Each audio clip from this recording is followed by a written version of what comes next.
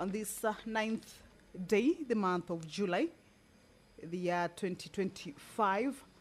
This is a live broadcast, streaming live from the Senate chambers, Parliament buildings in Nairobi, a broadcast that is brought to you by the Parliamentary Broadcasting Unit in partnership with the Kenya Broadcasting Corporation. A warm welcome to you, and we are glad that you are joining us for these proceedings. My name is Kamche Menza. This afternoon, as the members of the Senate convene for this sitting, there are several requests for statements from members of the Senate, statements that are forwarded or will be forwarded to the relevant standing committees. We shall take a look at some of these statements. The Senator for Kitui County, Honorable Enoch Wambua, will this afternoon seek a statement from the Standing Committee on Education. This is with regards to the welfare of teachers that are serving in arid and semi-arid lands and other hard-to-serve areas within the county of Kitui. The Senator for Samburu County, Honorable Dr. Lelegwe Tumbesi, will also seek a statement from the Standing Committee on Health regarding the persistent shortage of essential medicines and non-pharmaceuticals in Samburu County. The Senator for Busia County, pursuant to the provisions of Standing Order 53, Paragraph 1, will also seek a statement from the Standing Committee on Tourism, Trade and Industrialization. This is with regards to the rice importation quota granted to Business Bay Square Mall in Eastleigh area within the county of Nairobi City.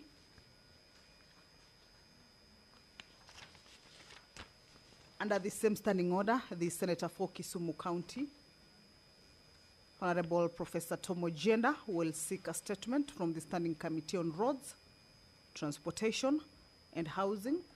This is with regards to the demolitions being carried out in Korando, Tiengere and other parts of Kisumu County. Professor Ojenda will also seek a statement from the Standing Committee on Health regarding the state of health facilities in Kisumu County. He will also seek a statement from the Standing Committee on Finance and Budget. This is regarding the role of county governments in the formulation and implementation of national economic planning frameworks. Professor Ojenda will also seek a statement from the Standing Committee on Education regarding the implementation, access to, and quality of education under the competency-based curriculum, commonly referred to as CBC, in marginalized counties. And the Senator for Nairobi City County, Honorable Edwin Sifuna, will this afternoon also pursuant to provisions of Standing Order 53, Paragraph 1, seek a statement from the Standing Committee on Energy regarding the continued lack of access to electricity in various neighborhoods across the county of Nairobi City. So if you are just joining us, is that the House is about to commence its business. Time allocated for the sitting is 2:30. It is 2:32, so meaning that the procession of the Speaker is not so far away. However, we shall be waiting for more senators also to make their way into the chambers and the procession of the Speaker. And if the House manages to raise its quorum, or the quorum that is needed for the commencement of the sitting of the House, then the business will continue. We have just taken a look at some of the statements that various senators will be seeking from various standing committees. And you will recall that during the Wednesday morning sitting, the House failed to raise the quorum after the lapse of the 2 rounds of quorum bells, 10-minute quorum bells.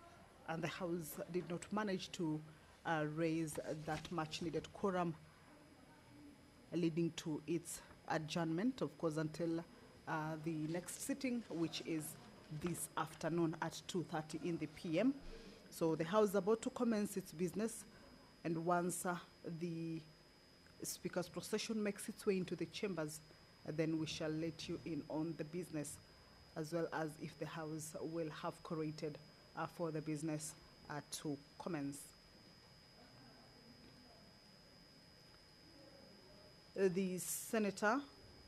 The nominated Senator Karen Nyamu, this afternoon also has a statement. This is with regards to the installation of CCTV cameras in all police stations, cells, and police reporting desks. In this particular motion, the Honorable Senator will be seeking to have the House resolve that the national government, through the Ministry of Interior and National Administration, install functional and tamper-proof CCTV cameras in all police stations, cells, and police reporting desks, that is across the country. Also ensure that all the CCTV systems are monitored in real time, and that footage is securely stored and made accessible during investigations, judicial processes. And the House will also resolve that the national government, through the Ministry of Interior and National Administration, regarding the installation of CCTV cameras, provide the necessary resources, technical support, and training to law enforcement officers for the effective operation and maintenance of the CCTV systems and continuous digitization of occurrence book platforms. This is also part of the business that this afternoon is lined up for consideration as the members prepare to get into the chamber, take their positions, and begin the business that is lined up for consideration. If you're just joining us, that the House is about to commence its business. Members have already made their way into the chambers. At the entrance of the Senate chambers, we can see some activity. That is an indication that the Speaker's procession is close by. And that is the procession of the Speaker. Ahead of it is the mess, that is the Speaker of the Senate, Honorable Amason Jeffa Kingi. He will be presiding over this afternoon sitting. Allow me to hand you over to this live broadcast brought to you by PBU in partnership with KBC. Good afternoon. Na tuombe. Ewe Mwenyezi Mungu, twakusihi ututazame kwa neema nyingi na baraka, sisi watumishi wako ambao mmeridhika kutuita kwa nyadhifa za uongozi katika jamhuri hii yetu. Tukuomba utuwajalie tuyatende na kufikia mambo yote atakayofikishwa mbele yetu kwa njia ya haki na uaminifu, ili kustawisha amani, ufanisi na heri nchi yetu na wale ambao haja zao umezikabidhi mikononi mwetu. Amen.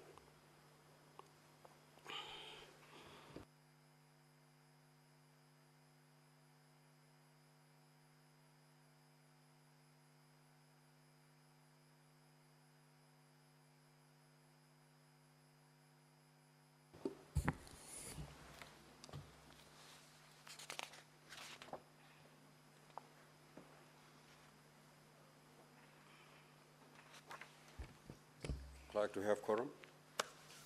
Sergeant at Arms, kindly ring the quorum bell for 10 minutes.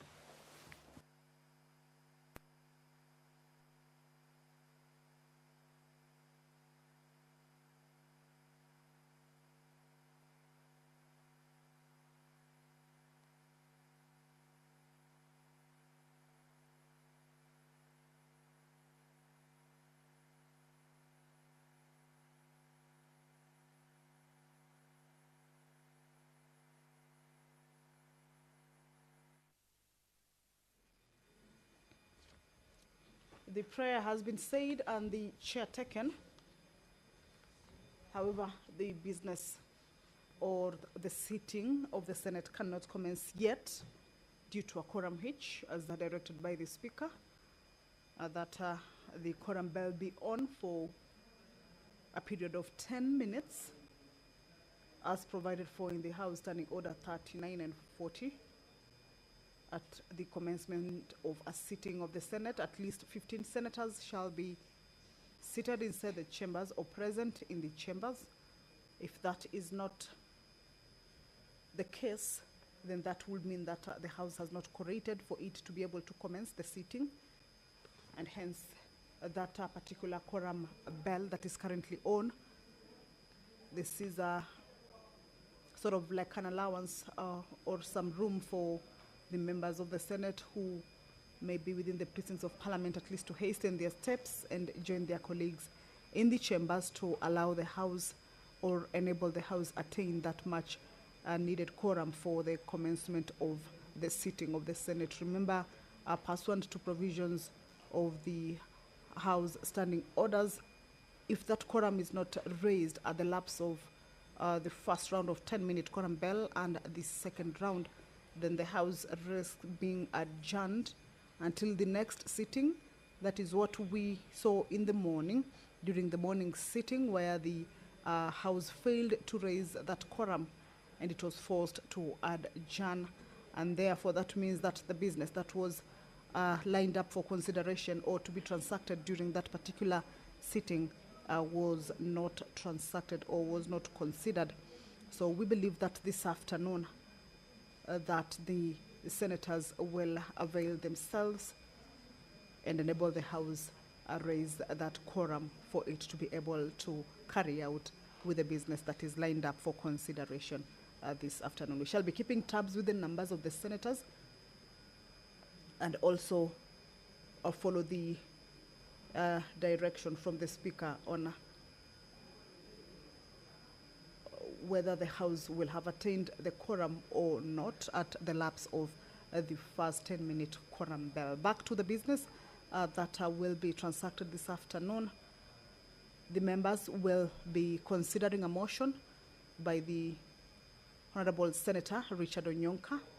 This is with regards to the need to increase voter registration and polling centers in diaspora.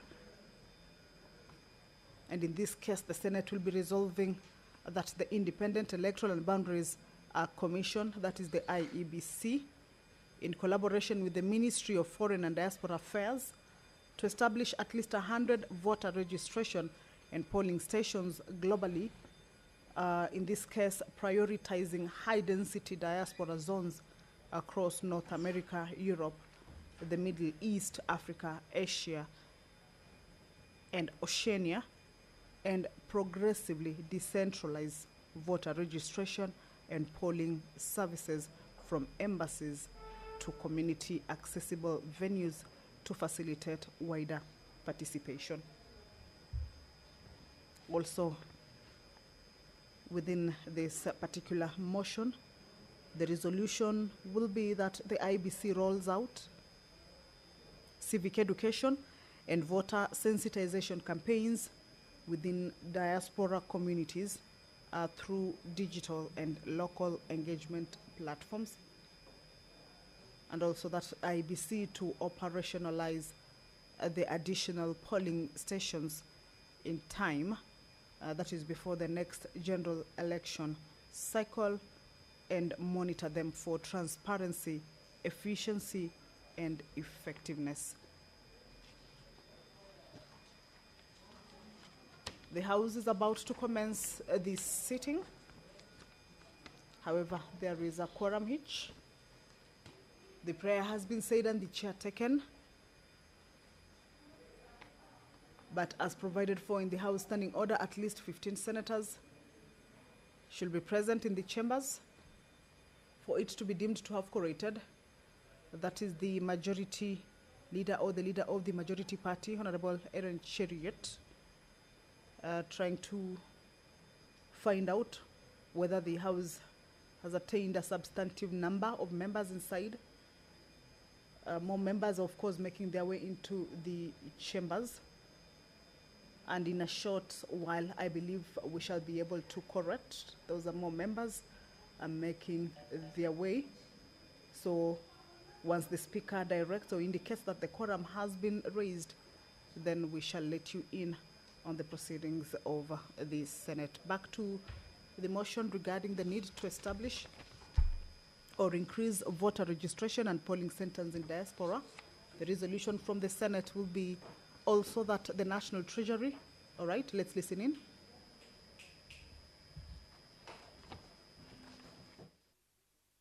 Clerk, kindly proceed to call the first order. Order number 1, administration of oath. Order number 2, communication from the chair. Order number 3, messages.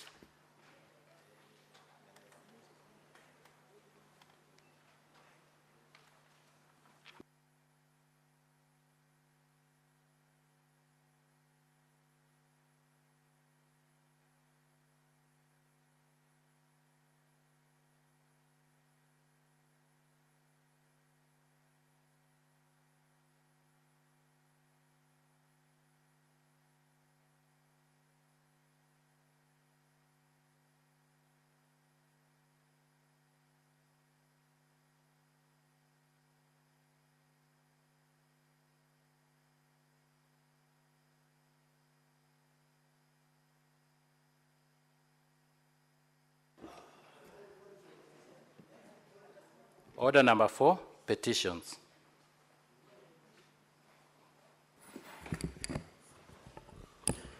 Honorable Senators, pursuant to Standing Order 232(1)B, I hereby present a petition that has been submitted through the clerk by Mr. Tom Boyer Ochieng concerning forced disappearances of young fishermen.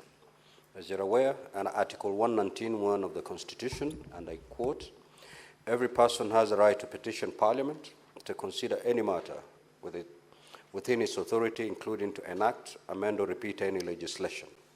The salient issues raised in the said petition are as follows. 1, that the petitioner is the Chief Executive Officer of GapLink International, GLI, a non-profit making organization registered in Kenya in 2008. The organization helps marginalized communities overcome their socio-economic challenges through enhancing their capacities to demand and advocate for democratic governance, accountable and transparent leadership, prudence and equity in resource management, appropriate response to needs of special population, and peaceful coexistence, security, and humanity. That Lake Nakuru, renowned for its breathtaking beauty and rich biodiversity, has also become a crucial resource for the local communities, particularly young men engaged in fishing activities. That alarming reports of forced disappearances and torture indicate a disturbing pattern of disappearances among fishermen. That, as documented by local sources, including media and human rights organizations, there is an overwhelming number of cases of forced disappearances around Lake Nakuru. Notably, among them is the case of Brian Odhiambo, a young fisherman who vanished under mysterious circumstances after reportedly encountering KWS officers. That this situation has ignited fear and anger within the community, as many community members believe his case is not an isolated incident. Numerous similar accounts have occurred, revealing a troubling pattern of intimidation and violence against the individuals who depend on fishing for their livelihoods. These acts include threats, physical abuse, and in some instances, sexual violence, all of which have created an atmosphere of fear and insecurity within the community. That the petitioner has made efforts to have the matter addressed by the CIO, IPOA, ODPP, Minister of Wildlife and Tourism, but the response has been unsatisfactory. And that none of these issues raised in the petition are pending before any court of law, legal, or constitutional body. Consequently, the petitioner prays that the Senate intervenes and investigates the matter with a view to making a recommendation on 1, forced disappearances with particular attention to involvement of KWS officers in these incidents. 2, the promotion of community engagement by fostering dialogue among KWS, local fishermen, and other stakeholders to resolve disputes related to fishing rights and practices while prioritizing the protection of human rights. And finally, the review of KWS policies and operational protocols to prevent abuse of power and promote accountability. Honorable Senators, pursuant to Standing Order 2381, I commit the petition to the Standing Committee on National Security, Defense and Foreign Relations for its consideration. In terms of Standing Order 2382, the committee is required in not more than 60 calendar days from the time of reading the prayer to table its report in the Senate for consideration. The Senate shall thereafter consider and adopt the report of the committee. I thank you. Next order.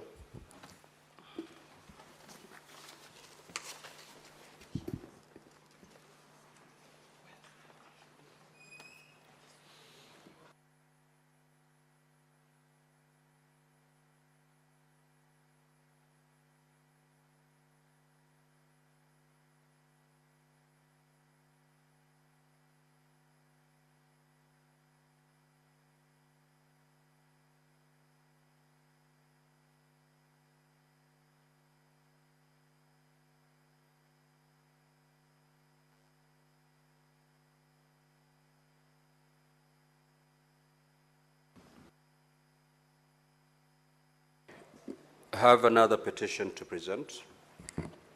I hereby report to the Senate that a petition has been submitted through the clerk by Mr. Titus Thukunjoroge concerning the alleged dismissal by the African Inland Church of Kenya and payment of arrears. As you are aware, under Article 119(1) of the Constitution, and I quote, every person has the right to petition Parliament to consider any matter within its authority, including enacting, amending, or repealing any legislation. Honorable Senators, the silent issues raised in the petition are as follows. One, that Mr. Titus Thukunjoroge was employed by AIC Kenya through a signed contract between himself and the Central Church Council Bishop, who endorsed and confirmed his position as permanent and pensionable. That although his permanent employment status entitled him to a house and traveling allowances, Mr. Njoroge did not receive those benefits throughout his service. That from October 2024 to April 2025, Mr. Titus Thukunjoroge did not receive his salary and allowances despite undertaking his duties. Upon raising the issue with his employer, he was informed that he had been employed on contract terms for a period of 2 years and that he had been replaced by another employee without prior notification or due process. That the petitioner made several attempts to resolve the concerns presented in this petition with his employer, the Minister of Labor and Social Protection, State Department for Labor and Skill Development Department, all of which have been unsuccessful. That none of the issues raised in the petition are pending before any court of law, constitutional, or legal body. Consequently, the petitioner prays that the Senate intervenes in the matter with a view to do the following. One, making recommendations on compensation to Mr. Njoroge, and two, making any other recommendation necessary in the circumstances. Honorable Senators, pursuant to Standing Order 2381, the petition is hereby committed to the Standing Committee on Labor and Social Welfare for consideration. And in terms of Standing Order 2382, the committee is required in not more than 60 calendar days from the time of reading this prayer, table its report to the Senate for consideration. I thank you.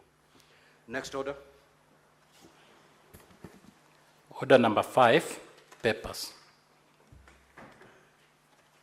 The Senate Majority Leader.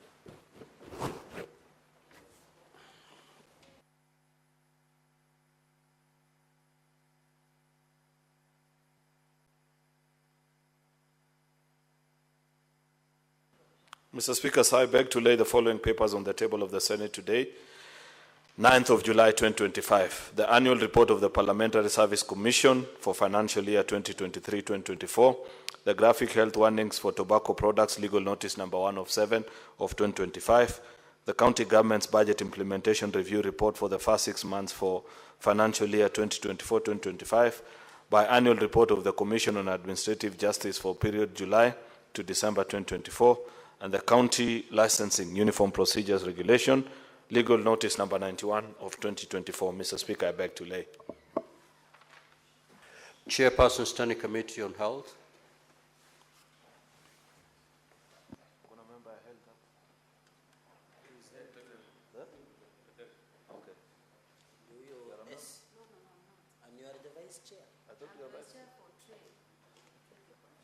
Okay, let me do it on behalf of the Health Committee. Mr. Speaker, I beg to lay the following paper on the table of the Senate.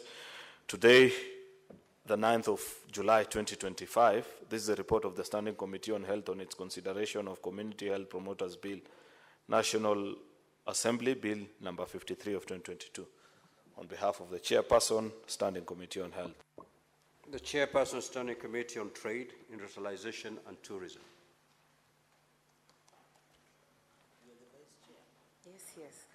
Mr. Speaker, sir, I beg to lay the following paper on the table of the Senate today, 9th of July 2025. The report of the Standing Committee on Trade, Industrialization and Tourism on its consideration of the Startup Bill, that is Senate Bills number 14 of 2022. On behalf of the Chair, Standing Committee on Trade, Industrialization and Tourism. Thank you. The Chairperson, Standing Committee on Labor and Social Welfare.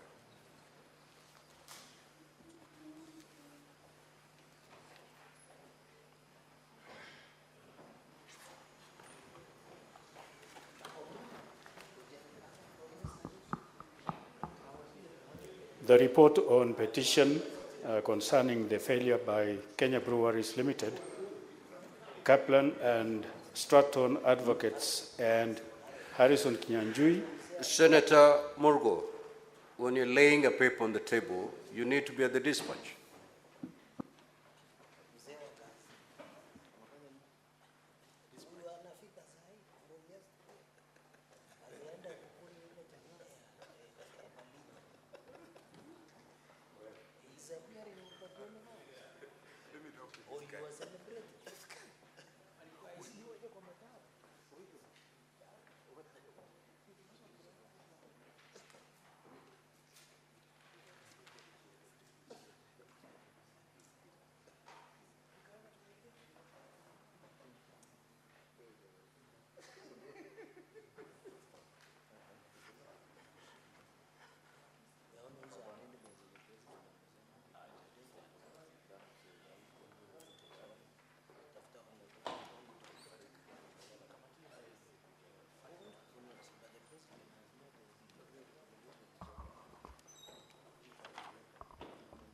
Mr. Speaker, sir, I beg to lay the following papers on the table of the Senate today, 9th July 2025.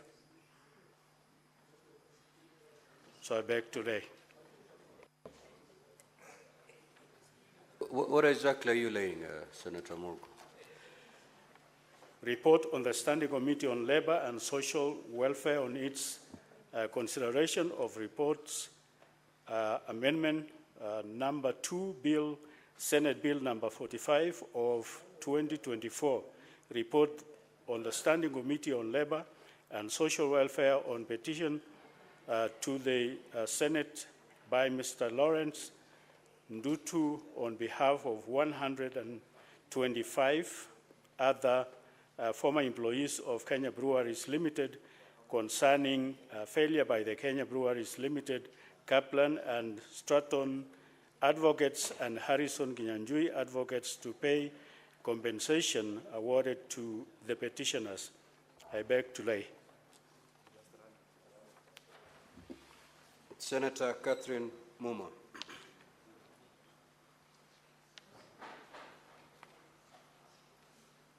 That is dropped. Senator Jackson Mandago.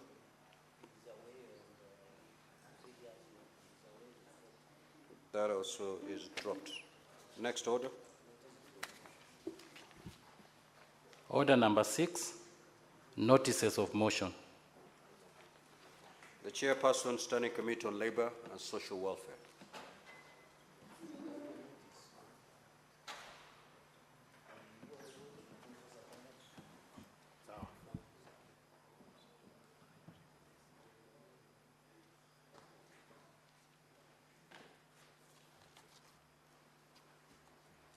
Mr. Speaker, sir, I beg to give notice of the following motion that and the Senate adopts the report on Standing Committee on Labor and Social Welfare on petition to the Senate by Mr. Lawrence Ndutu on behalf of 125 other former employees of Kenya Breweries Limited concerning the failure by the Kenya Breweries Limited, Kaplan and Stratton Advocates and Harrison Kinyanjui Advocates to pay compensation awarded to the petitioners laid on the table of Senate on Wednesday, 9th July 2025.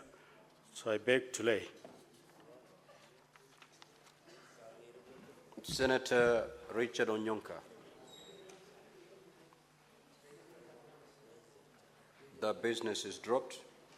Senator Karen Nyamu. The business is dropped. Senator Catherine Muma.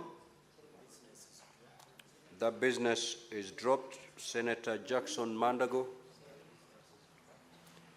The business is dropped. Next order. Order number 7, questions and statements. Statement pursuant to Standing Order 53-1. Senator for Kitui County, the Honorable Enoch Wumboa.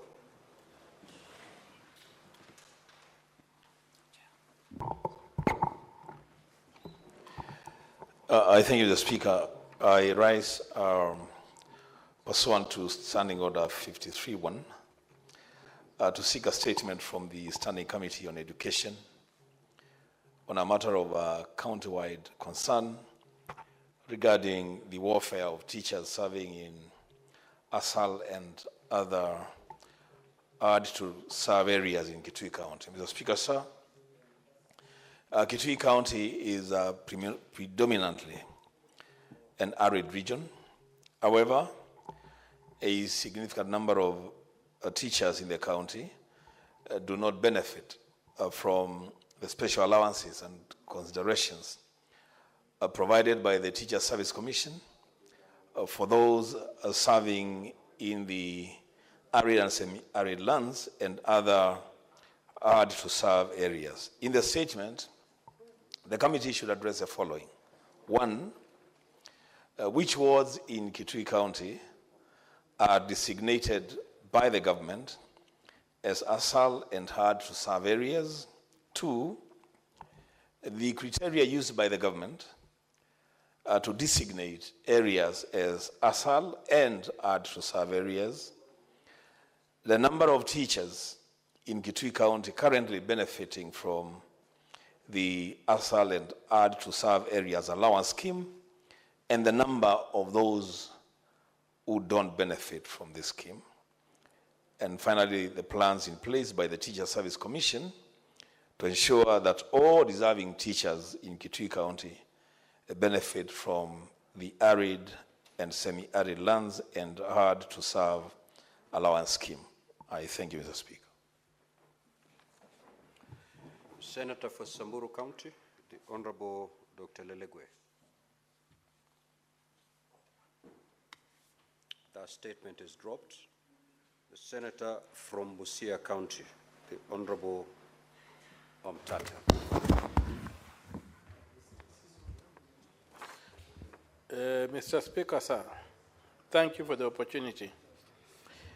I rise pursuant to Standing Order 53(1) to seek a statement from the Standing Committee on Tourism, Trade and Industrialization on a matter of national concern regarding the move by the government to grant the Business Bay Square Mall in Eastleigh approval to import 500,000 metric tons of rice into the country. Mr. Speaker, sir, this development has raised concern about the impact of this decision on local rice farmers, the transparency of the quota allocation process, and the apparent bypassing of established regulatory institutions such as the Agriculture and Food Authority, brackets AFA, which, under the Crops Act, is mandated to oversee decisions related to food crop imports. In the statement, the committee should address the following. 1. The criteria and policy justification used by the government to allocate the rice importation quota to Business Bay Square Mall, including whether the process was competitive and aligned with legal and regulatory frameworks such as the Crops Act and the Food Crops Regulations of 2019. 2.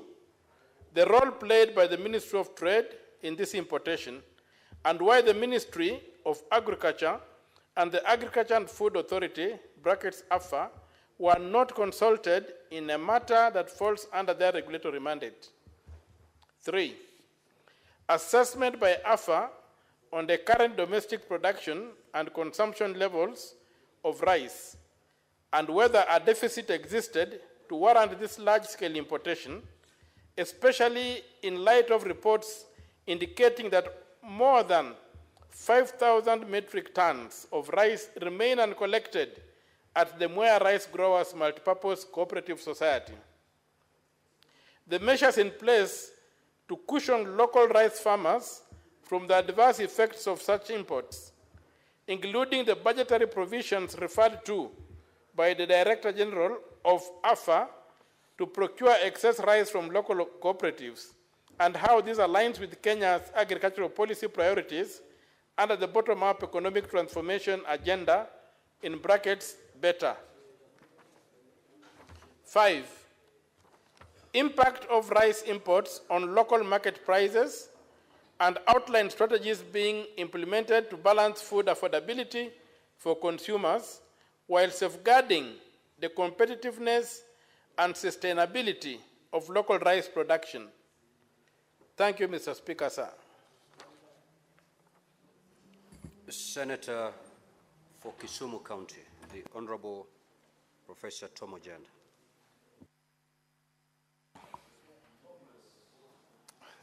Thank you, Mr. Speaker. Mr. Speaker, I rise pursuant to Standing Order 53-1 to seek a statement from the Standing Committee on Roads, Transportation and Housing on a matter of county-wide concern regarding the demolitions that are being carried out in Korando, Tiengre, and other parts of Kisumu County, allegedly to pave way for road expansion. In the statement, Mr. Speaker, this committee should address the following. 1, the legal authority under which the ongoing demolitions in Korando, Tiengre, and other areas of Kisumu County are being conducted. 2, whether the affected residents were issued any form of notice before the demolitions and whether there was any public participation or stakeholder engagement in accordance with the Constitution and relevant legal frameworks. 3, the status of land on which the demolitions are taking place, specifically whether the affected properties are situated in public, private, or community land. 4, the existence of any compensation or resettlement plans for residents whose homes or properties have been demolished. And lastly, the entities or agencies involved in executing the demolitions and whether they are acting under formal directive or legal mandate. Mr. Speaker, my second statement is on the state of facilities in health facilities in Kisumu County. Mr. Speaker, I rise pursuant to Standing Order 53-1 to seek a statement from the Standing Committee on Health on a matter of county-wide concern regarding the state of health facilities in Kisumu County. In the statement, the committee should, 1, address the state of all public health facilities in Kisumu County, including their level of functionality, staffing, and service availability. 2, whether there are any stalled projects, including those under construction or renovation, stating the reasons for the delays and plans in place to equip these facilities. 3, the efforts by the county government of Kisumu to improve healthcare infrastructure and staffing and to ensure the availability of essential medicines, laboratory services, and emergency care in major county hospitals and health centers. And lastly, where the county government has entered into any partnerships with any development partners to strengthen the county's health system. Mr. Speaker, my third statement is on the role of county governments in national economic planning. Mr. Speaker, these are statements requested under Standing Order 53.1 from the Standing Committee on Finance and Budget on a matter of national concern regarding the role of county governments in the formulation and implementation of national economic planning framework. In the statement, the committee should address the following. 1, the framework currently in place to ensure that county integrated development plans, CIDPs, inform and/or align with the national government's medium-term plan, the MTP, and overall development priorities outlined in the bottom-up economic transformation agenda, BETTER, and Vision 2030 in general. 2, how the Intergovernmental Budget and Economic Council, IBEC, and the National Treasury and Economic Planning ensure that national government's fiscal and economic policies reflect the needs of counties.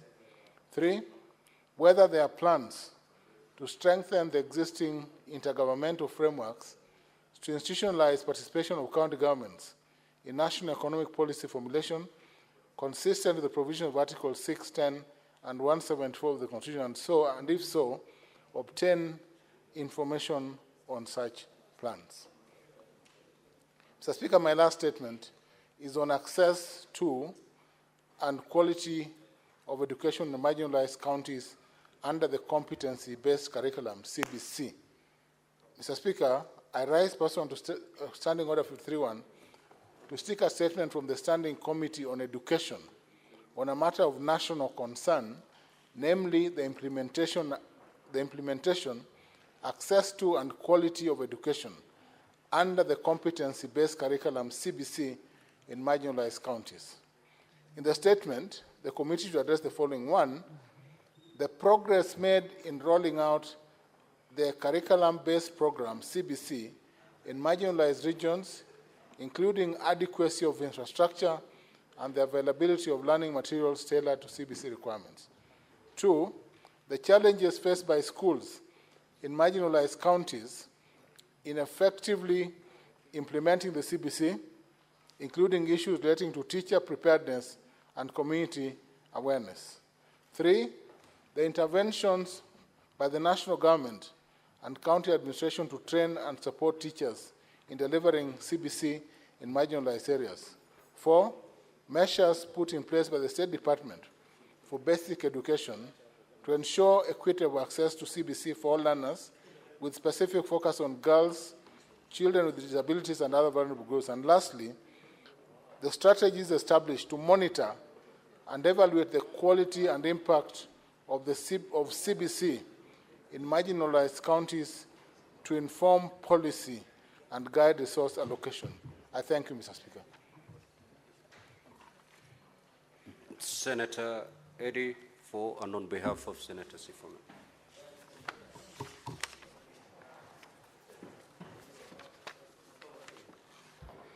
Mr. Speaker, thank you. I rise to request for statement on behalf of the Senator for Nairobi, Senator Edwin Sifuna.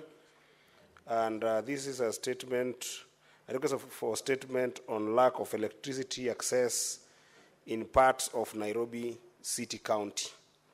Mr. Speaker, sir, I rise pursuant to Standing Order number 53.1 to seek a statement from the Standing Committee on Energy on a matter of county-wide concern regarding the continued lack of access to electricity in various neighborhoods across Nairobi City County. Mr. Speaker, sir, several areas across Nairobi continue to suffer from power deprivation, either due to prolonged disconnection, non-existence infrastructure, or unexpected neglect.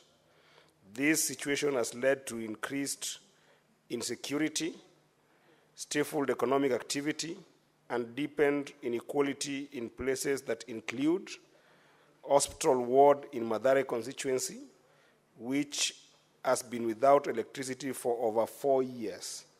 2, Majengo Gorofani in Kamukunji constituency, which has been in darkness for 2.5 years, yet residents still receive Kenya Power bills.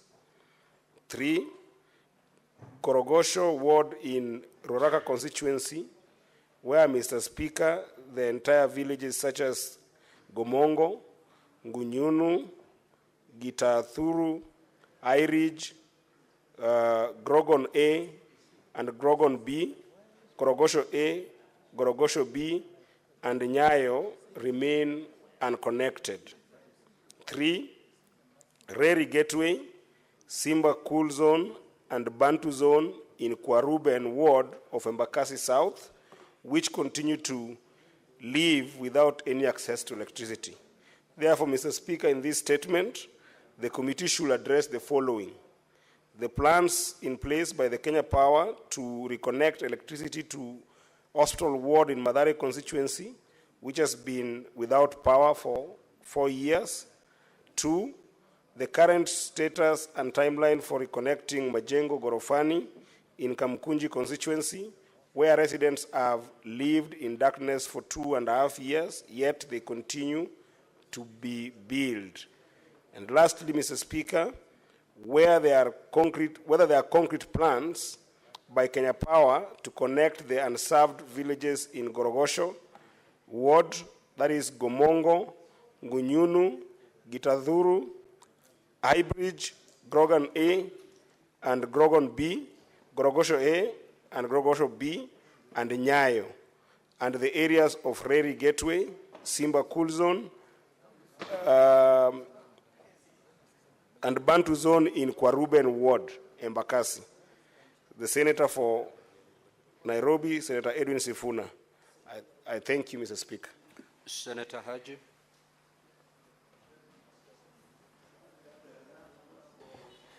Thank you, Mr. Speaker, sir. I rise pursuant to Standing Order 52.1 to make a statement on a matter of general topical concern, namely the outstanding performance by Faith Kipyegon and Beatrice Chebet at the Eugene Diamond League 2025 Prefontaine Classic held on 5th July 2025 in Eugene, Oregon, USA. Mr. Speaker, can I be protected? Order, honorable senators. May Senator Haji be heard in silence, please. Proceed, honorable senator. Thank you, Mr. Speaker, sir. Mr. Speaker, sir, Faith Kipyegon's victory in athletics is rooted in humility and determination. Born on 10th January 1994 as the 8th of 9 children to a modest family in Bomet County, she ran barefoot to school and began athletics at the age of 14, after excelling in a physical education PE race, even before owning her first spikes. Her early triumphs include edging out older rivals to claim gold at both the 2011 and 2013 World Cross Country Juniors, and clinching the 1,500-meter titles at the 2011 World Youth and 2012 World Junior Championships. Mr. Speaker, sir, as a senior, her track record over the years speaks volumes. 3-time Olympic champion in the 1,500 meters, Rio 2016, Tokyo 2020, and Paris 2024. 3-time world champion, London 2017, Eugene 2022, and Budapest 2023. Diamond League champion on multiple occasions, including memorable wins in Monaco, Brussels, and Paris. And 2023 world record treble, breaking world records in 1,500 meters, 5,000 meters, and the mile within just 2 months. Mr. Speaker, sir, reflecting on her record-breaking run at the Florence Diamond League, Kipyegon spoke warmly of the role competition played, noting how her rivals stayed with her in the chase. And I quote, Mr. Speaker, sir, Senator Cherargei is making too much noise. Reflecting on her record-breaking run at the Florence Diamond League, Kipyegon spoke warmly of the role competition played, noting how her rivals stayed with her in the chase. To be honest, she says, and I quote, to be honest, the ladies were pushing me in the race, and that is what I wanted to motivate the younger generation to come and do even better, she said, moved by the sight of competitors gathering to cheer her on as she came around for her lap of honor. During the Eugene Diamond League 2025, in the women's 1,500 meters, Faith Kipyegon delivered a phenomenal performance by clocking an astonishing time of 3 minutes, 48.68 seconds, thereby breaking her previous record of 3 minutes, 49.04 seconds set during the Paris Diamond League in July 2023. This breathtaking feat reaffirms her dominance and relentless pursuit of excellence in middle distance running. What makes this achievement even more remarkable is that it comes just 9 days after she narrowly missed becoming the first woman in history to run a mile under 4 minutes, a feat she has long pursued and which remains within her grasp. But she still managed to achieve to run the fastest mile in history by any woman. On the same evening, Mr. Speaker, sir, Beatrice Chebet demonstrated sheer brilliance and tactical mastery to claim victory in the women's 5,000 meters. This was not just a win, but a historic achievement as she broke the world record, clocking an impressive 13 minutes, 58 seconds, 58.06 seconds, shaving more than 2 seconds off the previous record set by Ethiopia's Gudaf Segei in Eugene, Oregon in 2022. This made her the first woman in history to run the 5,000 meters under 14 minutes. Chebet's performance was described as a display of sheer brilliance and tactical mastery, as she led from start to finish, maintaining a blistering pace throughout the race. Mr. Speaker, sir, Faith Kipyegon and Beatrice Chebet, two friends who embody the very best of Kenyan talent, combining discipline, resilience, and unmatched skill. Their success in Eugene, Oregon reminds us all of the immense potential that lies within our nation when talent is nurtured and supported. These two remarkable athletes have once again lifted the Kenyan flag high on the global stage. Their achievements are a testament to Kenya's enduring legacy in athletics and serves as a powerful source of inspiration for the youth across the country. Mr. Speaker, sir, on my behalf, and on behalf of the Senate and the people of Kenya, I extend a heartfelt congratulations to Faith Kipyegon and Beatrice Chebet for their incredible victories. We celebrate them not only as champions of the track, but as role models for the entire nation.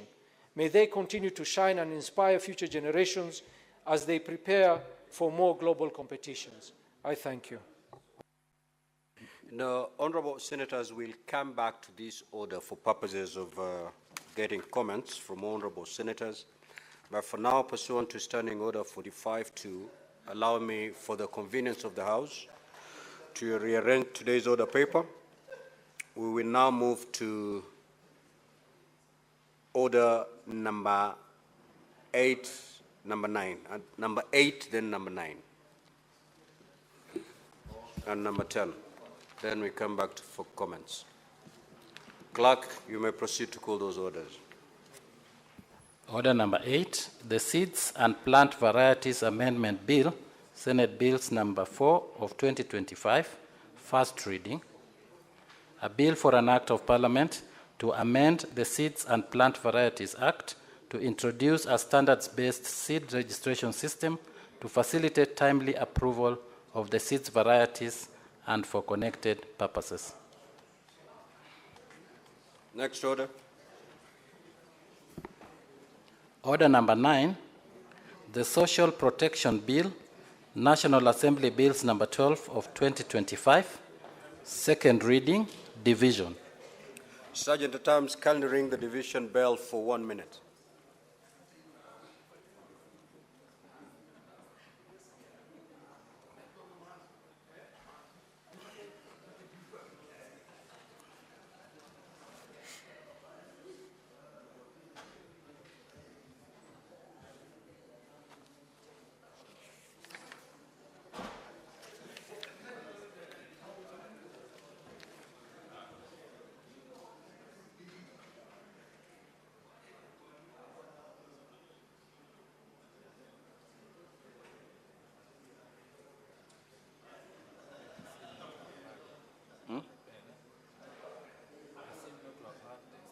No, it's ringing.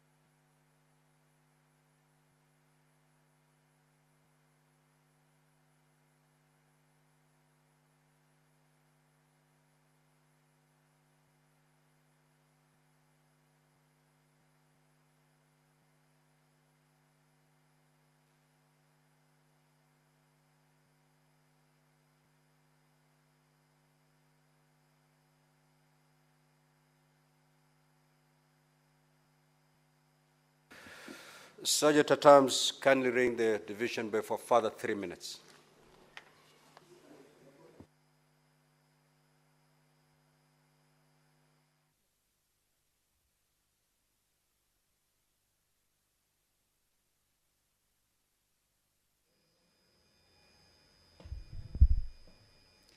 Well, the senators are about to go into division regarding the Social Protection Bill. This is a bill originating from the National Assembly. The Social Protection Bill number 12 of 2025, a bill that is co-sponsored by the Senate Majority Leader, Honorable Aaron Cheruiyot. This is a bill that is at its second reading stage, and the vote that they will be taking is that the bill be read a second time for it to be able to proceed into the next stage, that is it being considered at the Committee of the Whole.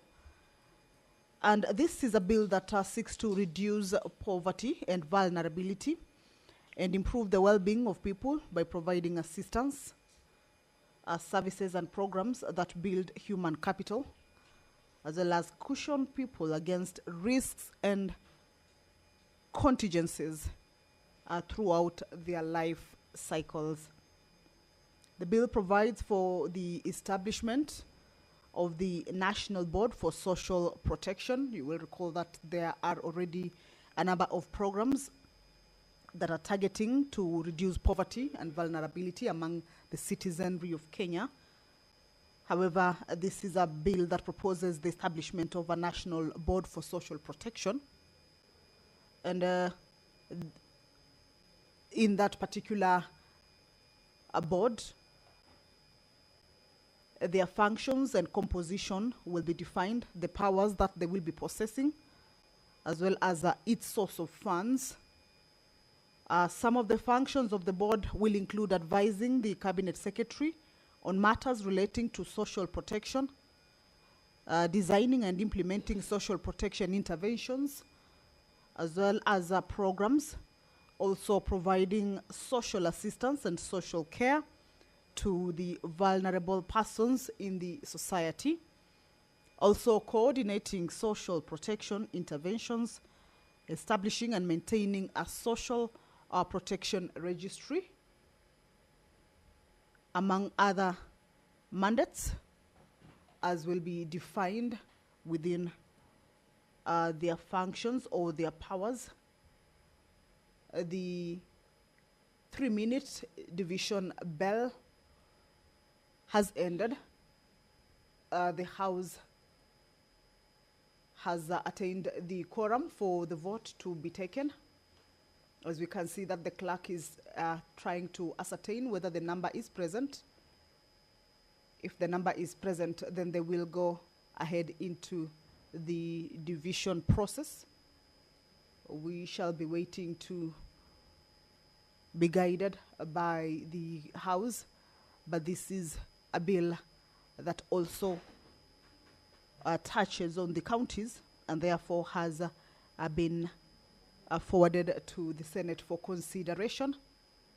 Debate already took place conclusively or comprehensively on the floor of the House. So the voting is for it to be read a second time and move into the next stage. The next stage, that is where, in case the members have any amendments into the bill, then they will be able to consider those amendments, proposals, and then they will also be shared back to the National Assembly for consideration. So we shall be waiting to see if the quorum is present for the division to take place. Then that would, without any further delay, continue. This is a bill that provides for the administration of social protection benefits as well. And it also outlines the categories of persons who may be granted social protection benefits, the types of social protection benefits offered under the Act, the eligibility criteria, as well as the procedure for applying for the benefits. It also provides for the reviews and appeals against the decisions of the board, the rights and obligations of beneficiaries, the consequences of abusing social protection benefits, and the circumstances under which social protection benefits may be terminated or refunds made to the board. Also provides for the review of social protection benefits, the indexation of social protection benefits, and the establishment of a social protection registry. This is a bill that is on the floor of the Senate, a bill that seeks to reduce the poverty and vulnerability of persons in the society and improve their well-being by providing assistance, services and programs that build human capital and cushion people against risks and contingencies throughout their life cycle. There are already programs. However, in this particular bill, there is a proposal for the establishment of a national board for social protection. It will be defining the mandate that the board will be taking, its composition, and the powers and the sources of funds as well, so that as they carry out the mandate that is bestowed on them, then accountability and transparency shall be adhered to regarding that. The bill also provides for offences, and in the offences created under this bill include the prohibition of obstructions, the prohibition of persons from giving false information, as well as unlawful disclosure of information. All right, let's listen in. Order number 9. We will move to order number 10, and thereafter maybe come back to order number 9. Clerk, proceed to call that order. Order number 10, Committee of the Whole, the Conflict of Interest Bill, National Assembly Bills number 12 of 2023, consideration of His Excellency the President's recommendations.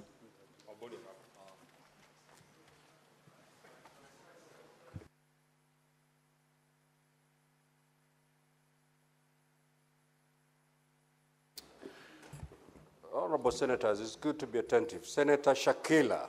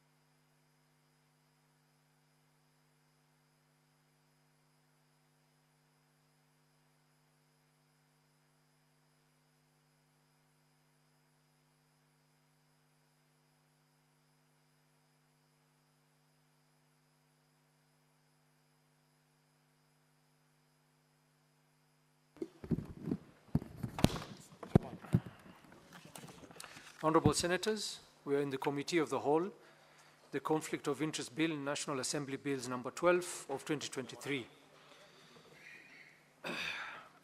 President's recommendation on clause 2, Clerk. President's recommendation on clause 2. I propose the question that the President's recommendation clause 2 be approved. Chairperson Jailak.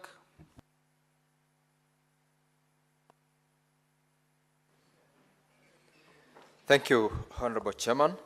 I wish to move that the recommendation is approved as provided for in the order paper. And generally, Mr. Chairman, this is as regards what we term as undeclared assets, which has ably been run through in the order paper. I put the question that the President's recommendation clause 2 be approved, division at the end. President's recommendation on clause 5.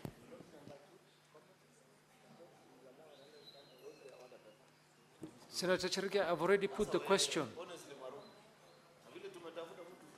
Cherge, I've already put the question.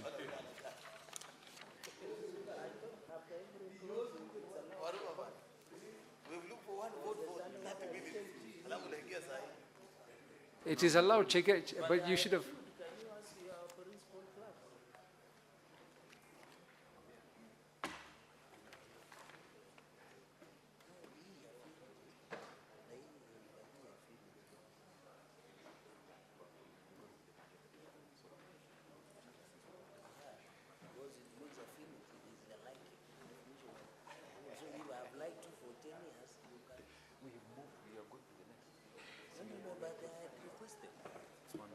Senator Cherge, can you make your sentiments known in the next, when I put the question on the next clause? Yes. President's recommendation on clause 5.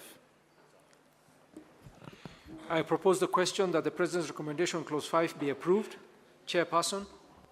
Mr. Chairman, I move that the President's recommendation be approved as proposed. And specifically, Mr. Chairman, this is a definition as regards the reporting authority. And the committee indeed did approve that the reporting authority be deleted so that we retain that it is only one that the law provides, that is the Ethics and Anti-Corruption Commission. Senator Cherargei. Mr. Speaker, on these clauses, on the clause, can the mover sit? Mr. Speaker, can the mover sit as I speak? He is violating standing orders where you cannot see me. So, Speaker, mine is a comment on the issue of affinity. You know the definition of affinity. I have seen that relative means a person who is related to a public officer by birth, marriage, adoption, or affinity. Mr. Speaker, I think we should drop the word affinity because the definition of affinity in English language, the Oxford Dictionary, means the liking of a person. So does it mean if I've been your friend for some time and I have close affinity, then it is defined as a relative? Mr. Speaker, I find it would have been consanguinity affinity, as in closeness by blood, as my learned colleagues would define, Mr. Speaker. So I think on this memorandum, it should only stop at adoption, because the moment you add affinity, it changes meaning. It means somebody you are affinity to as a friend, be it a male or a female, or somebody you banter with, or somebody you work with. So, Mr. Speaker, I think this one is on the issue of ethics report. I think that definition should be ethics and anti-corruption. If the definition comes out as ethics only, then we can equate to the Ethics Commission, but it should be Ethics and Anti-Corruption Commission. So on the issue of affinity, Mr. Speaker, and then, Mr. Speaker, on the issue of undeclared asset, the manner that has been proposed. Mr. Speaker, let me reserve those to clause number 6 so that I can make that comment at that point. So on this issue of affinity, we must drop it, Mr. Speaker, because it is unfair. It will, Mr. Speaker, in fact, in conclusion, it will undermine freedom of association as provided by the Constitution. Because affinity allows friendships. It allows acquaintances, Mr. Speaker. So if you say we cannot, if a public officer is found to have committed an economic crime, Mr. Speaker, it means those people close to him, associates, which is not properly defined by law, can run into problems, therefore undermining the principle and the freedom of association as per the Constitution. So in it is a nullity, so to speak. It's a nullity. And I hope the chairperson of JLAC is listening this keenly. It is dangerous because the moment we come for you, God forbid, for Senator Haji over an economic crime, it means friends like Cherargei can be in trouble. So, Speaker, we must drop this for the interest and for not undermining freedom of association within the setup. And we also, you know, families, Mr. Speaker, are so huge in African setup. In fact, I have many cousins that the last time I saw them was years and years. So, Mr. Speaker, that is only my worry. On the issue of undeclared assets, I'll come back on clause number 6. I thank you, Mr. Speaker, for the indulgence. Senator Mungatana.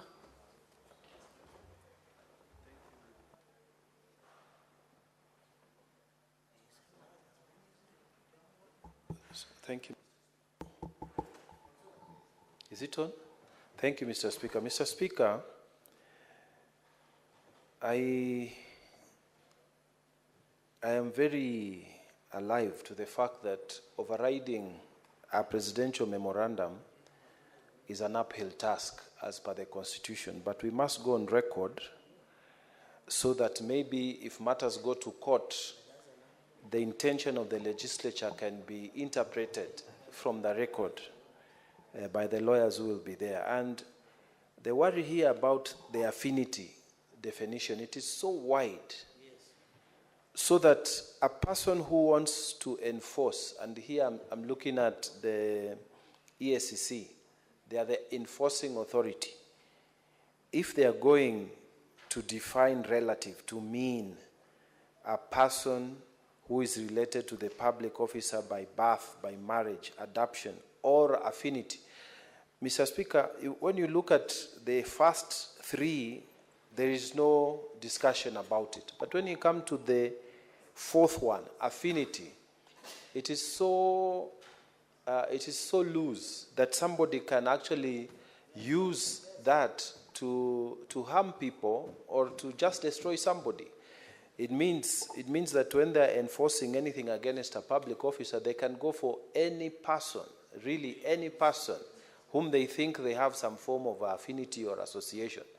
This means every friend that you stay with, every person you play basketball with, any person you go to church with, even your church members, even every place, literally, the members of your social welfare group.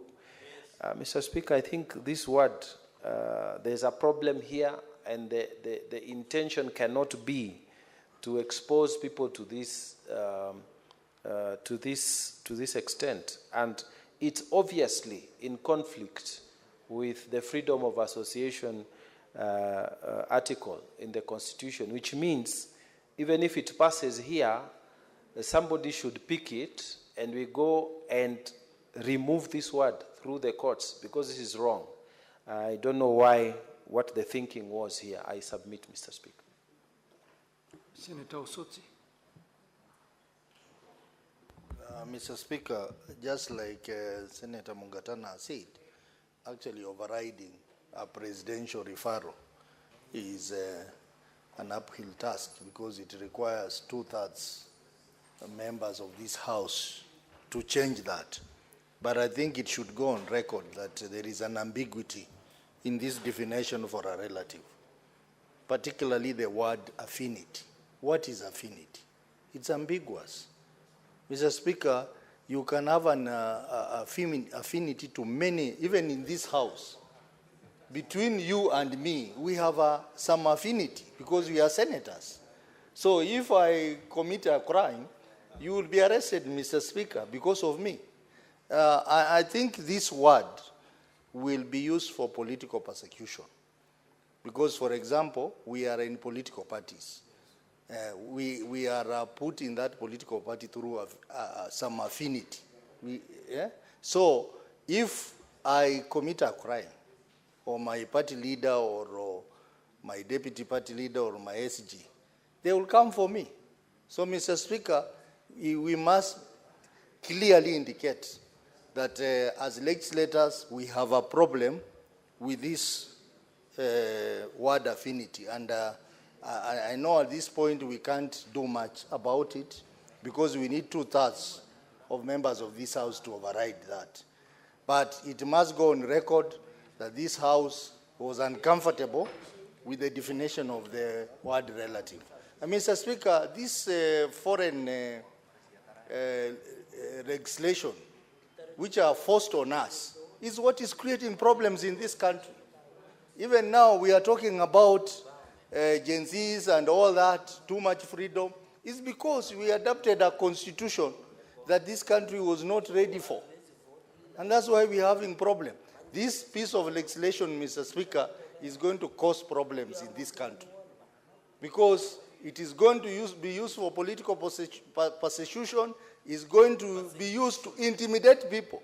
Today I will be in government, tomorrow I'm not in government. They will come for me, Mr. Speaker. So, Mr. Speaker, I want to register my disapproval of the definition of the word relative. And it should go on record that on this particular day, this House, members of this House were in agreement that this definition is vague and something has to be done. Even if the bill is passed, we must amend it to make it, remove that ambiguity, Mr. Speaker. So, Mr. Speaker, I don't support that definition. Senator Esther Okinyuri. Thank you, Mr. Speaker. I also wish to join my colleagues to express displeasure, especially in the definitions, lack of clear definitions, especially for family, relative, and affinity. Because, Mr. Speaker, in as much as we want to curb loopholes in the public sector, if you do not clearly state whom you're targeting here, we might end up exposing even people who are very innocent, so long as they associate with us to this proposal, Chair. So I feel as a Senate, we need to keenly look at this, either by providing an alternative way of defining who is family to you, who is a relative, and affinity, who are these who are close to you that we want to target, Chair. So if we don't clearly define those three, we might actually expose very innocent people to some of the issues we are trying to curb, Chair. Thank you. Senator Mandago. Thank you very much, Honorable Chair. Honorable Chair, I want to join my colleagues on this matter of definition of affinity and the general definition of a relative and family, Honorable Speaker, Chair.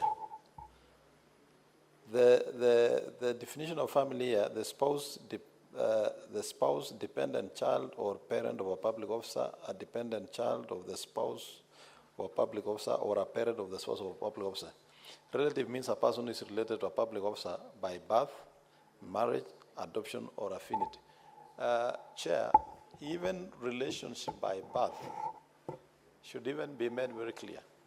Because in the African context of relationship by birth, my cousin brother, whose father is brother to my father, in the African context, is defined as being people related on one bloodline. Chair, I really don't understand what this bill wants to address. Just as Senator Cherargei said, we have so many relatives who we are even related by blood, but we don't know what they do for their everyday living. Is this bill telling us then that we as public officers should declare all our relatives, and the government should meet their daily subsistence needs, because as soon as this bill passes, or this memorandum passes, it means those people might end up stopping what they have been doing for their daily livelihood, and they will be then dependent on the public officer. Is the government ready to provide subsistence? This thing of affinity, Chair, should actually be deleted.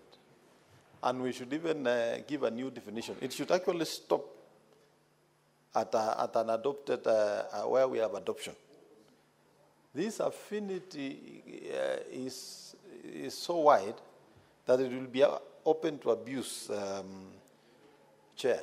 And because some of these institutions, we cannot say they are immune to being politically weaponized, we should make our definitions very accurate. I have a problem also on the undeclared assets means and any asset that is not disclosed in the prescribed manner. Chair, if I've declared an asset and probably in the sentences I've missed one or two letters or missed this, if you go down in that bill, it means that this asset should be forfeited. I think the law should be providing an opportunity for further details, for further inquiry. But for you to just say that because you missed, probably you missed, you are declaring your land and you have said block 13/1671 instead of stroke 1617, then you forfeit that asset because you have not declared it in a prescribed manner. Chair, that will be a problem. We cannot and we should not allow this house to be used by financial institutions that want to make it difficult for Kenyans to do business, that wants to make it difficult for the economy of this country to grow so that we continue borrowing from them by passing legislations and amendments such as this, Chair. So I wanted to go on record on that, that we need as a house to look at that definition and leave the word affinity, and even the undeclared assets, what means any asset that is not disclosed, Chair, that should be dropped completely. Thank you, Chair. Honorable Senators, yes, I see that there is a lot of interest in making comments on this clause. I'm afraid that we might, because after 5 senators have spoken, it will just be repetition. Can we go to the next clause and then we give you an opportunity? Are you going to repeat anything that has already been said?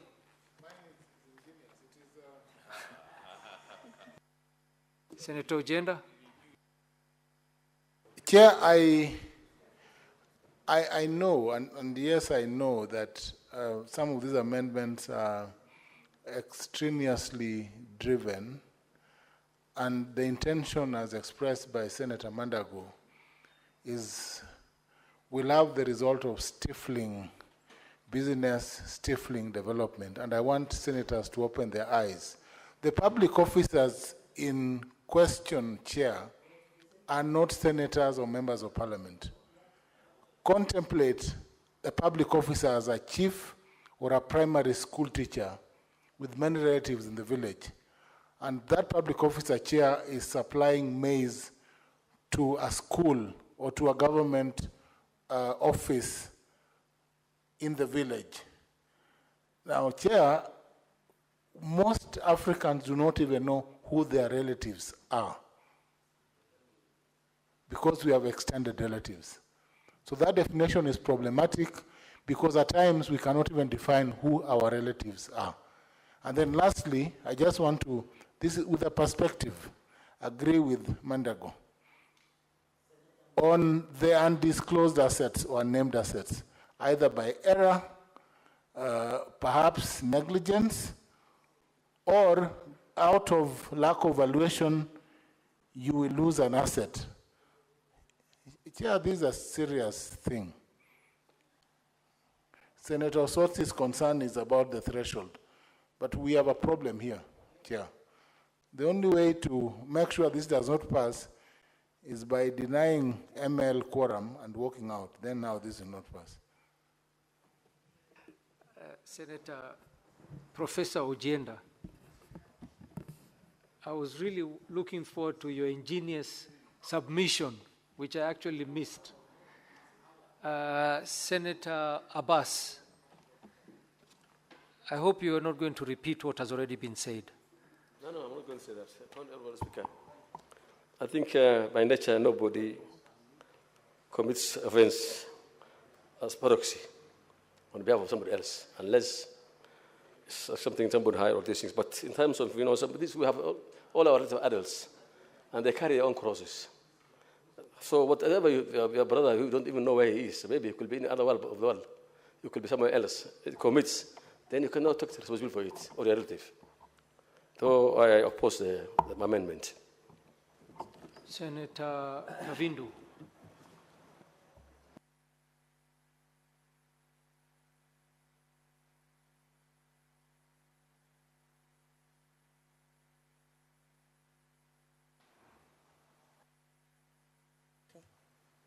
Okay.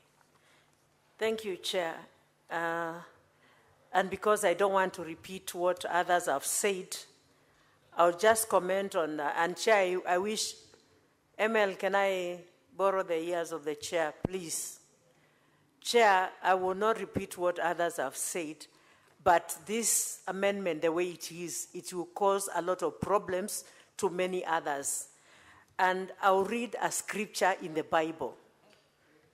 In the book of Ezekiel, chapter 18 and verse 20, highlights that the mistakes of a father will never be condemned to a child. So this is not right. Because if anyone does wrong, they should carry their own cross, but not any relative, not any child, not any affiliation, as in the definition of affinity. This is quite wrong. It's not biblical, and it is not good for anyone. Thank you, Chair. Thank you, Senator. Senator Mohamed Faki. Mwenyekiti, mimi pia natoa kauli yangu kupinga kipengee hichi kwa sababu Mheshimiwa Mwenyekiti, nilinde na kamishna hapa na kusikiza ambaye ni senior counsel na Ojienda pia ni senior counsel. Mheshimiwa Spika anasema kwa kipengee hichi ni kinyume na hata maadili ya Kiafrika. Kwa sababu Kiafrika tunaishi kama jamii moja. Kwa hivyo kwa mfano mimi ni senator, lakini mtoto wangu ameajiriwa na ofisi ya ODPP. Kwa hivyo yeye inawezekana kutokea shida katika ofisi yake nilaumiwe mimi ambaye ni senator, ambaye niko kivyangu na ninafanya kazi zangu tofauti na yeye. Kwa hiyo Mheshimiwa Spika, hii sheria yapinga maadili ya Kiafrika na vile vile ni kinyume na katiba, kwa sababu huwezi kumnyonga mtu au kumnyang'anya mali yake bila ya kumpa nafasi ya kujieleza kisheria. Kwa hivyo twapinga kipengee hichi na tuomba kiondolewe mara moja katika hiyo memorandum ambayo rais ameleta kuhusiana na hiyo sheria ya maadili. Asante Mheshimiwa Spika. Thank you, Senators. We shall proceed.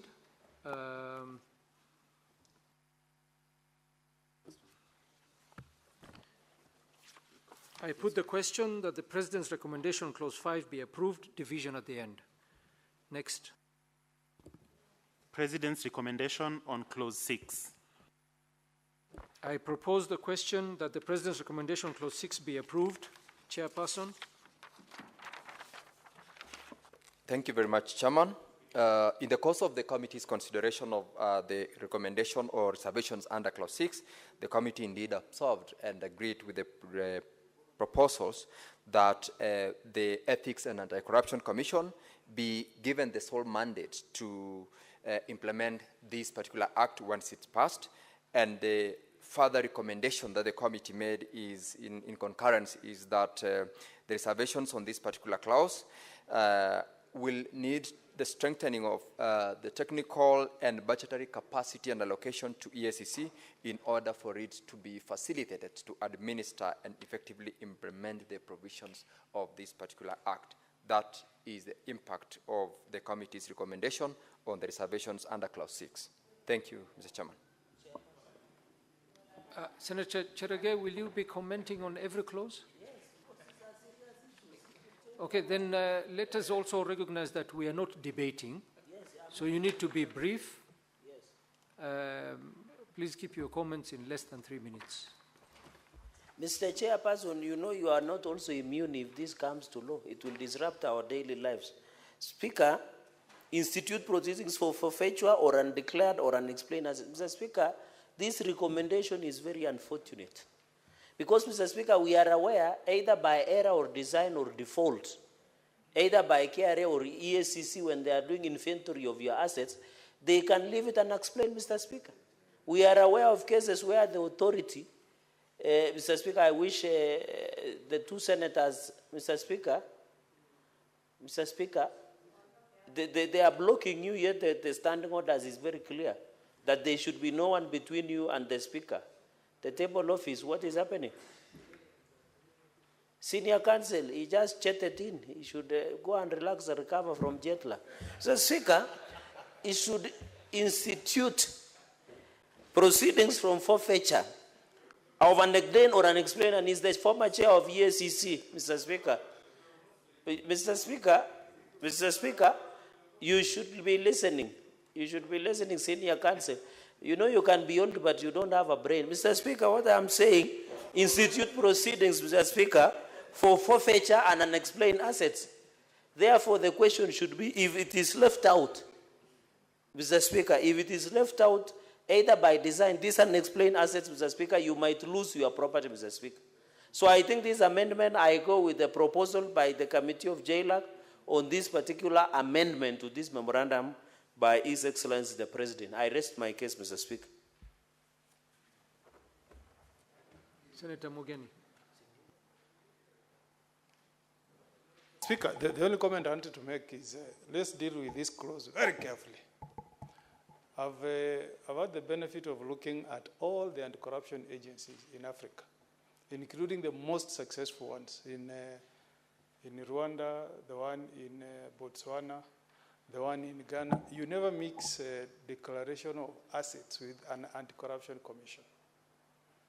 There is nowhere in Africa where that role is domiciled in an anti-corruption commission. So as we look at this amendment, we need to also proceed with caution, because we, as lawyers, we know that you don't mix functions of an investigative agency, okay, with a body that is receiving reports to look at any criminal aspect in it. So we need to pass a bill that can pass the test of the time. And we are not an island. We have many examples to learn from all over Africa, you know. In fact, if you go to Tanzania, the declarations are received by the public service. That's the regime that has been prevailing even in this country. It didn't come from nowhere. It's because we borrowed from what is happening in other jurisdictions. You go to South Africa, the same thing. So we need to be very careful that we pass a law that is aligned with the constitutional provisions, Chairman. Thank you. Senator Enoch Wambua. Chair, my problem with that clause as proposed is that, you know, Chair, we have the Unclaimed Financial Assets Act. And I was thinking that maybe the best thing would have been to enhance that act to extend to assets, so that you don't pile a lot of work to the ESCC, which is already doing the investigations, and then they go and do forfeitures and dealing with unclaimed and uncleared assets. Why can't we do an amendment to the Unclaimed Financial Assets Act and give that role to institutions under that act? Mr. Speaker, I oppose that proposal.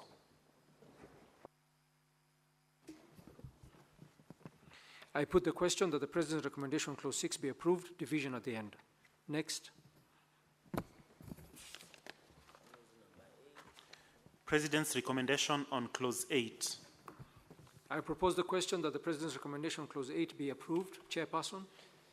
Mr. Chairman, thank you very much. This is a proposal as regards the conflict of interest of a public officer and the situation or circumstances under which a public officer would be deemed to be having a conflict of interest existing. And in the observations of the committee, it's noted that the amendment or reservation as was proposed is to expand the conflict of interest to entail real conflict of interest, perceived and or potential.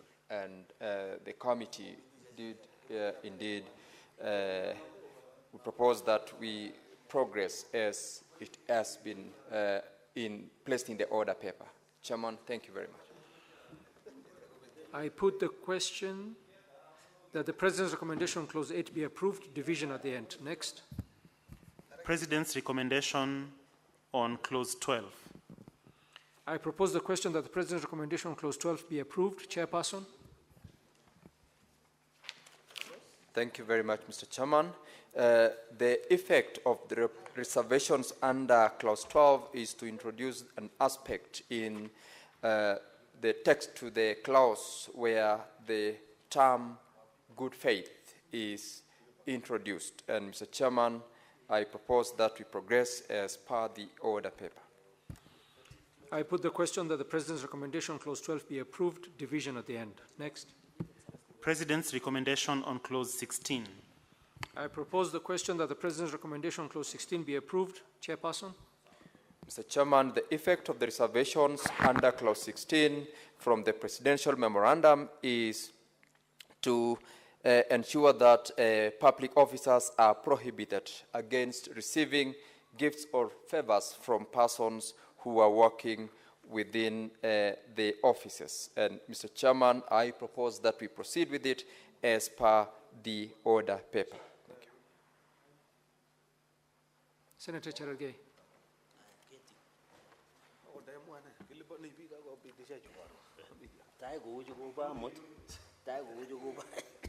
Mr. Chairperson, I don't know why the majority leader wants to disrupt the House. Mr. Chairperson, and I'm happy my learned senior counsel Okongo Mugeni is here. The import of clause number 16, Mr. Speaker, we have just said we don't know who our relatives are. This amendment is being done by World Bank and other foreign entities that do not understand the African culture. Mr. Speaker, where you come from, I know a number of your cousins, Mr. Speaker. And there are 1,001s, although in our culture you don't say the definite number, Mr. Speaker. This issue of bringing Wazungu type, you know, Wazungu get only 2 children, or they are there and only 1 dog. You know, Mr. Speaker, we need to be fair. In fact, Mr. Speaker, the writer of some book, I'm forgetting, and I only have 1 teacher, which I recognize as senior counsel, Professor Tomo Gienda, Mr. Speaker. That the definition, the importation of the law was even a proposal to Africanize. Mr. Speaker, this law that has been brought here does not recognize the culture and our way of life. Number 2, Mr. Speaker, you don't know your cousins. The last time you met them has been ages and ages. Others do not live. Then it says, where a public officer has a knowledge that your relative or a family member has received. So every evening, Mr. Speaker, you'll be going and asking your spouse, did you receive a gift today? Did you receive a favor? Will you be calling your relatives, like Professor Tom Agenda? Will you be calling your relatives in Migori? Mr. Speaker, in Kitui, in Nyamira? Mr. Speaker, this amendment is made in bad faith, and it negates anything about our African culture, and even religion, Mr. Speaker. Mr. Speaker, we oppose it with all our body organs because this thing is not fair, Mr. Speaker. It is not fair. Mr. Speaker, if we want to do things, even we are not saying corruption should not be fought, but we should fight corruption. Why should you deny my relatives to live their life simply because I'm a state officer? If I have a child, which I don't, for record, who is above 18 years, they are paying taxes, Mr. Speaker. Why do you want to stifle? I don't know whether Senator Sikei children have reached the age of 18 years, but I doubt. Mr. Speaker, they are paying taxes. Why would you want to stifle their lives or to align their life to be with the life of the state officer, Mr. Speaker? Even the president's children, even the vice president, even the senators, even the governor's spouses and children and relatives, they have a right to live in this country and do their business, including your children, Mr. Speaker. So this thing is undermining not only the African culture, but even the religion and our way of life. Mr. Speaker, I totally oppose it. Senator Osotsi. Mr. Speaker, this is another amendment that is very annoying. And I think this house is the house that is going to help Kenyans. Because if you look at Article 115 of the Constitution, where the referral was based, it talks about 2/3. We can easily raise 2/3 here. The other house will have difficulties raising the 2/3. But us, we can raise 2/3 and reject even these referrals that have been made by the president. Because, in fact, the referrals contain amendments which are even worse than the initial amendments that were there, Mr. Speaker. So, Mr. Speaker, I want to urge the House that before we even vote for this, can we get our 2/3 members here? We can get 2/3 in this House, Mr. Speaker, so that we reject these referrals and even, if possible, delete all the clauses from this bill, Mr. Speaker. Senators, please stick to your reservations on the amendment. Let us not deviate and start debating. I already reminded senators that we are not debating. And be brief. Senator Mogeni.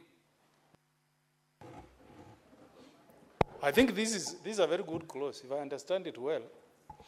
It is saying we should not peddle influence. For example, Cherage may not have children, but there are leaders in this country of children. What this clause is saying, we don't want anybody to send gifts to the children of the president, deputy president, senator, or member of National Assembly. So we want discipline, yes. We don't want them to receive gifts. Because they come to Harambes and say, I was given a gift to bring to an Harambe. We want to bring that to a stop. So this one, let it stay. If you are a child of the president, deputy president, governor, senator, you should not CEO, you should not receive any gift. So even I'm saying this so that even the children of the president take note that the Senate is passing a bill that will prevent them from receiving gifts from anybody else on behalf or using the influence of the father or the mother. So this one I'm okay with it, but we start from the top. We start from the doorstep of the president, then come to the doorstep of the deputy president, then go to the governor, go to the senator, go to the women rep, go to the member of National Assembly, then we go to CEOs, everybody. So once this law is passed, Mr. Speaker, let us all be now equal. No receiving gifts. I support. Senator Wambua. Well, Speaker, you know, we should also not pass laws in vain. And this is one instance where we are trying to pass a piece of legislation clearly just in vain.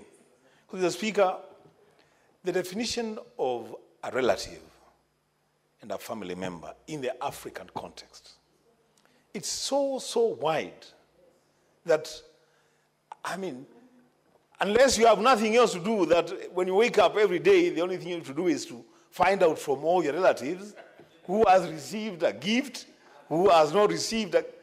surely there are some things that, you know, I mean, and we even make the determination that I have knowledge of receipt of those gifts. The Speaker, Chairman, this is one recommendation that I am actually almost, and I don't want to cast aspersions on my colleagues in the jailer, to imagine that this thing can pass the way it is.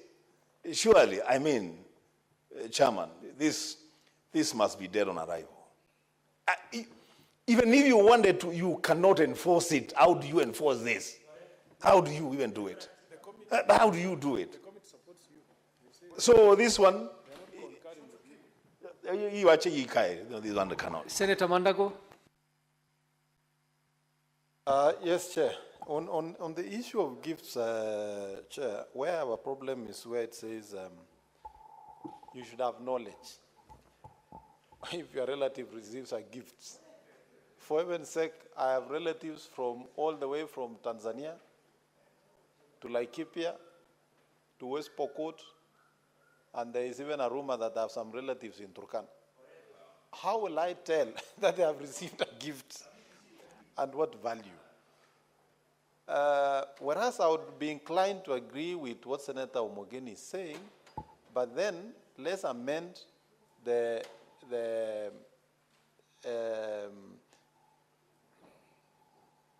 Unclaimed Assets Act so that we can put that there, because to me it makes sense, but not in this bill.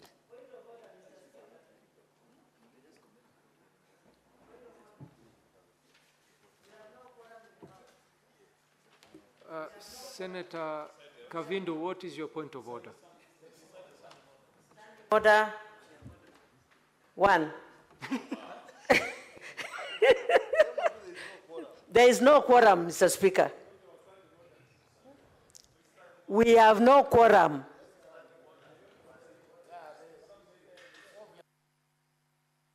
Let us confirm.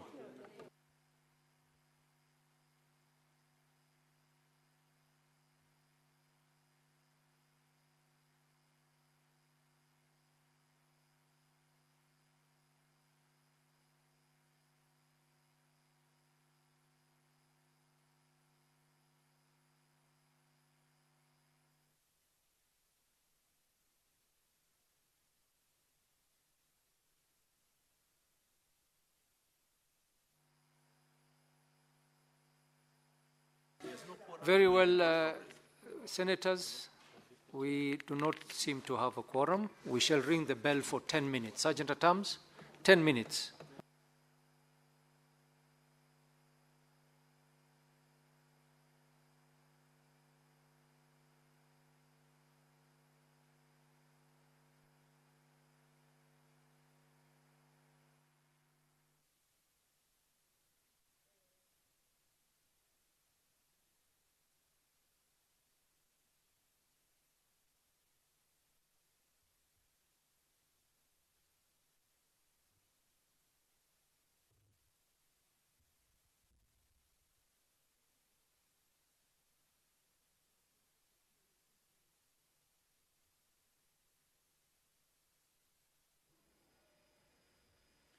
Well, again, the House has faced a quorum hitch during the proceedings.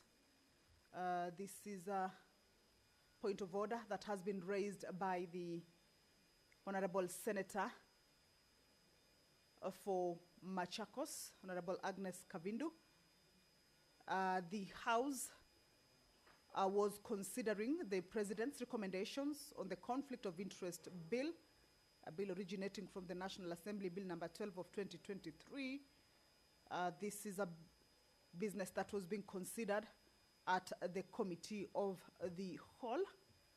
However, during that particular session or proceedings, the Honorable Senator for Machakos, Agnes Kavindu, indicated to the chair that the House does not have the requisite quorum that is needed during the proceedings of the Senate. And on clarification from the clerk, it was determined that indeed the House has lacked a quorum. The House, as you can see now, actually all the members, or rather a big number of members, have even walked out of the chambers.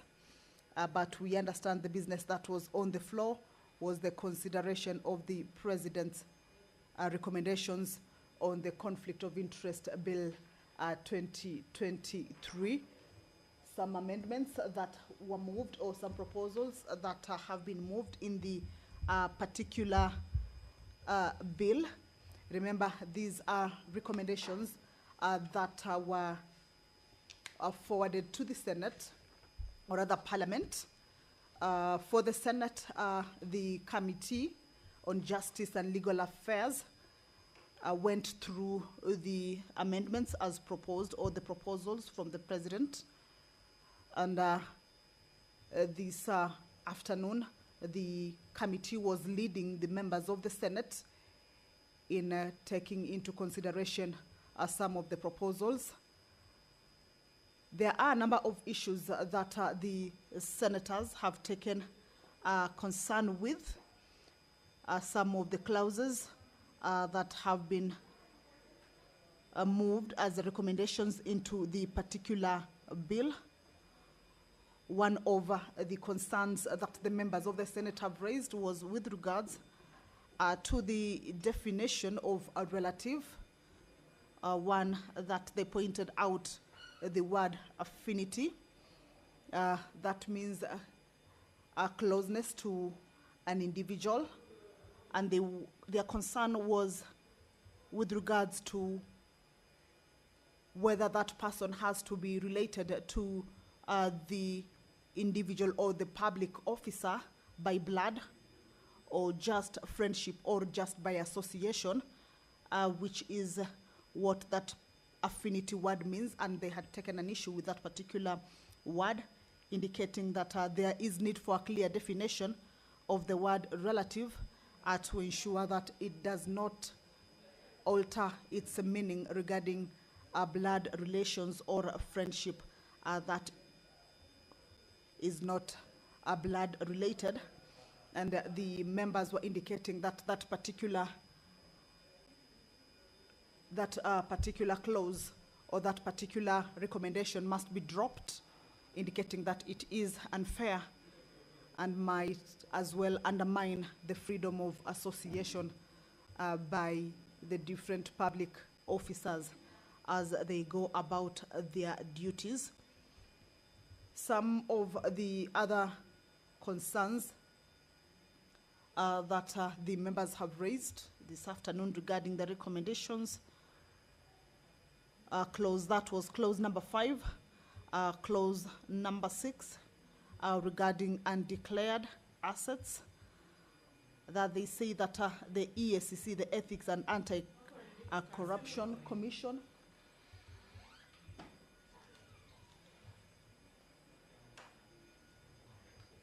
does not necessarily have or need to have the sole mandate to implement the act, indicating that there is already existing law, and that is the Unclaimed Financial Assets Act. They were indicating that that act can be enhanced to be able to take into consideration that particular mandate and ensure that the House does not bombard the EACC with various mandates that can be undertaken by other bodies, including the unclaimed assets that can be undertaken by the Unclaimed Financial Assets Body. The members also took an issue with clause 16. This is a clause that has indicated or is proposing that public officers, or that seeks to ensure that public officers are prohibited from receiving gifts or favors given by persons perhaps working within the offices that they are in. And these are some of the concerns that the senators have so far raised. Remember, this is a bill that was published on the 3rd of April 2023. Thereafter, it was considered and passed by the National Assembly with amendments on 30th November 2023. And it was referred to the Senate pursuant to Article 110 of the Constitution and was passed by the Senate again with amendments on 4th of June 2024. Taken back to the National Assembly, considered and rejected the Senate amendments to the bill on 24th of July 2024. And consequently, pursuant to Articles 112 and 113 of the Constitution, a mediation committee was appointed to consider and develop a version, or rather a mediated version of the bill that may be passed by both houses. And the mediated version of the bill was approved by the National Assembly on 5th of December 2024, and by the Senate again on the 8th of April 2025, following which it was transmitted to the President for assent. And by a memorandum dated 28th April 2025, His Excellency the President referred the bill back to Parliament with reservations, recommending the reconsideration of a number of clauses, and that is what the House has been doing this afternoon. Just to point out on the clauses that the President recommended for reconsideration include Clause 2, Clause 5, Clause 6, Clause 8, Clause 12, 16, 17, 18, 20, 30, 31, and 35 of the bill. And these recommendations were initially considered by the Justice and Legal Affairs Committee of the Senate. And this afternoon, the committee has been leading the House at the Committee of the Whole in considering these recommendations. But what we have seen so far, before the interruption on the point of order indicating that the House lacks a quorum during its proceedings, the House was considering clause number 16, the one that the proposal indicates that or seeks to ensure that public officers are prohibited from receiving gifts or favors given by persons known to them or working within the offices or the public service offices. And this is the point that the Senator for Machakos rose at a point of order to indicate that the House has lacked quorum. Well, let's listen in.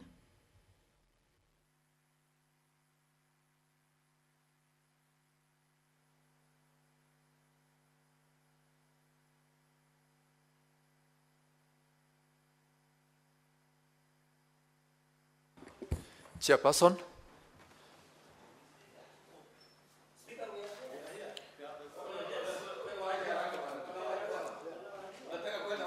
Chairperson, proceed. Honorable Speaker, I beg to report that the Committee of the Whole on the Conflict of Interest Bill, National Assembly Bills number 12 of 2023, has lacked quorum to proceed with the business.